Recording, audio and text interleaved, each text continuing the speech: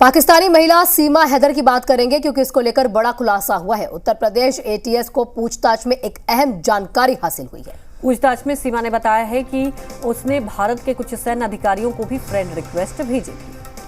तो बड़ा खुलासा हुआ है, सैन्य अधिकारियों को भी फ्रेंड रिक्वेस्ट भेजी थी। कल पूछताछ हुआ है और सीमा ने इस बात का खुलासा किया। हालांकि आपको बता दें कि आगे भी पूछताछ होगी, तो एटीएस की पूछताछ में एक बड़ा खुलासा हुआ है।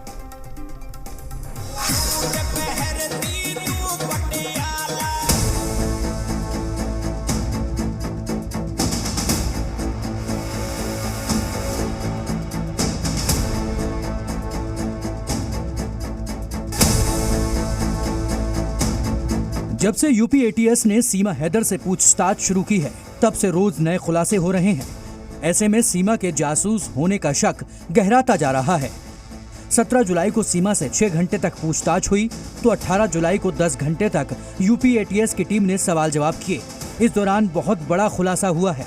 पूछताछ में सीमा ने बताया कि उसने सचिन से पहले भारत के कुछ सैन्य अधिकारियों को भी फ्रेंड रिक्वेस्ट भेजी थी, लेकिन वहां कोई बात नहीं बन पाई।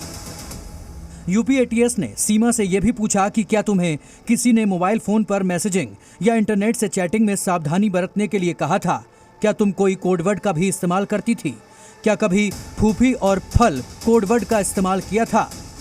दरअसल आईएसआई में फूफी उस शख्स को कहा जाता है जो किसी देश से जुड़ी जानकारियां आईएसआई तक भेजता है, जबकि फल वर्ड रुपए या पैसे के लिए इस्तेमाल किया जाता है।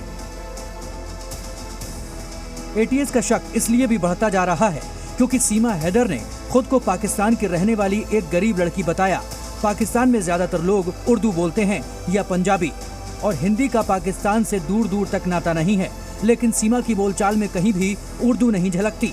बातचीत के दौरान उर्दू के लफ्जों का इस्तेमाल नहीं होता। क्या ये संभव है कि महज चंद महीनों में सालों तक पाकिस्तान में रही गरीब लड़की की भाषा पूरी तरह बदल जाए, वो भी हिंदी के ऐसे मुश्किल शब्दों का इस्तेमाल जिन्हें बिना पढ़े लिखे जानना संभव नहीं है।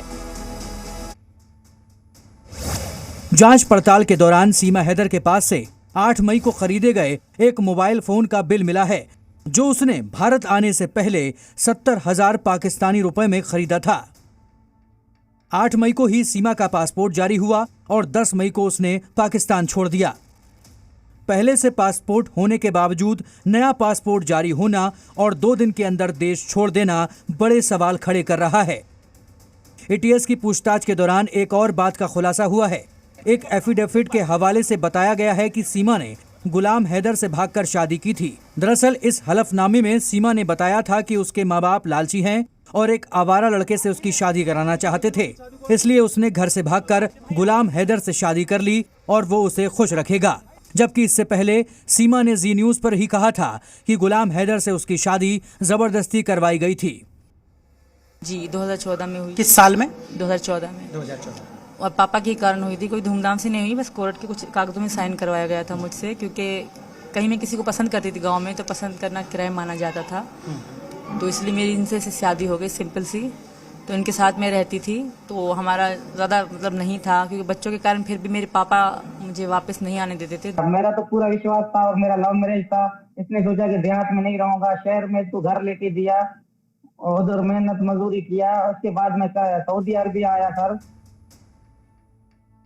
एक तरफ ये एफिडेविट और दूसरी तरफ सीमा का बयान, जो उसके गलत इरादों की तरफ इशारा कर रहा है।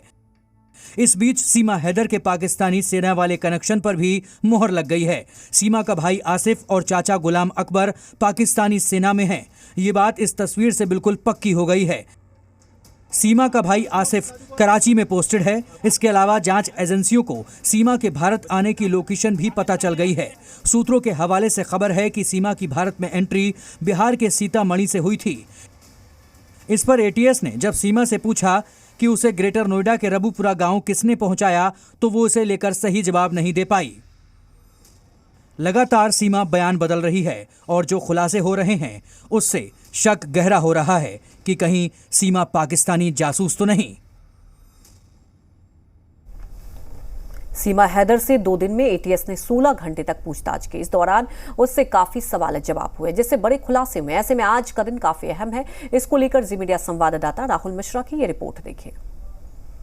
सीमा हैदर से लगातार 2 दिन 16 घंटे तक पूछताछ हुई है। कल रात 10 बजे उसे एटीएस ने पूछताछ करने के बाद एक अनडिस्क्लोज लोकेशन पर उसे लेकर के गई है और उसके साथ ही सचिन और सचिन के पिता और 2 बेटों भी साथ में गए हुए हैं।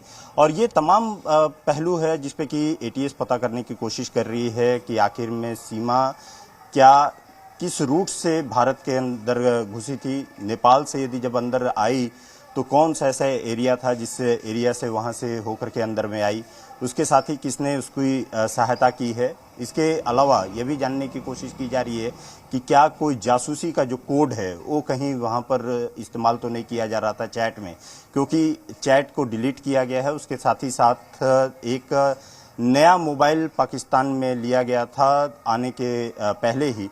तो इन सभी चीज़ों को पहलू पर जानकारी यहाँ पर एटीएस के द्वारा ली जा रही है कि आखिर में क्या इसमें पूरा का पूरा सीमा किस तरीके से सम्मिलित है या सीमा जो है कहीं पाक साफ है। इन सभी चीज़ों की जानकारी यहाँ पर ली जा रही है कि आखिर में क्या सीमा यहाँ पर प्यार के चक्कर में आई है या क्या जासूसी करने के लिए यहाँ पर पहुंची है। इन सभी चीज़ों की जानकारी अभी भी एटीएस ले रही है। आज का दिन काफ़ी महत्वपूर्ण है, देखना ही होगा कि क्या एक बार फिर से एटीएस पूछताछ करती है या नहीं। कैमरामैन पीयूष के साथ राहुल मिश्रा, जी मीडिया, ग्रेटर नोएडा। बात दिल्ली